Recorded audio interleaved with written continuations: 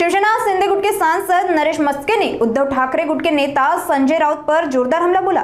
संजय राऊत आणि शिवसेना याचा संबंध कधी आला हो? जेव्हा शिवसेना पक्ष स्थापन झाला ना, त्यावेळी आणि त्यानंतरच्या काळामध्ये जोपर्यंत सामनाचा पगार चालू झाला नव्हता तोपर्यंत हा माणूस इतरांची पाकिटं घेऊन हिंदुहृदय सम्राट शिवसेना प्रमुख माननीय बाळासाहेब ठाकरे, शिवसेना आणि धर्मवीर आनंद दिघे साहेब यांच्या विरोधात लिखाण करणारा हा बिळात लपणारा उंदीर आहे। याला काय अधिकार आहे शिवसेनेची स्थापना आणि शिवसेना या विषयावर बोलणारा?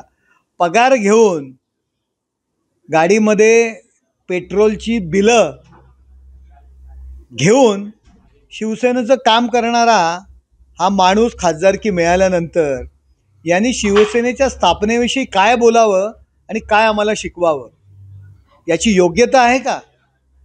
कायम राष्ट्रवादी काँग्रेस पक्ष आणि आता काँग्रेस या पक्षाशी दलाली करणारा माणूस, बाळासाहेबांचा हिंदुत्वाचा मुद्दा बाजूला ठेवणारा खुर्ची करता हा माणूस, याला शिवसेना हे 4 शब्द उच्चारण्याचा सुद्धा अधिकार नाही आहे।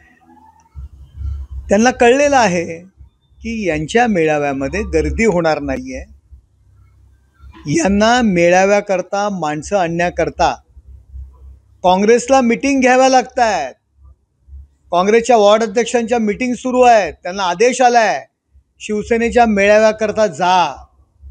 मुल्ला मौलवी फरमान काढतायत, उद्धव ठाकरे के मिलावा को जाने का है।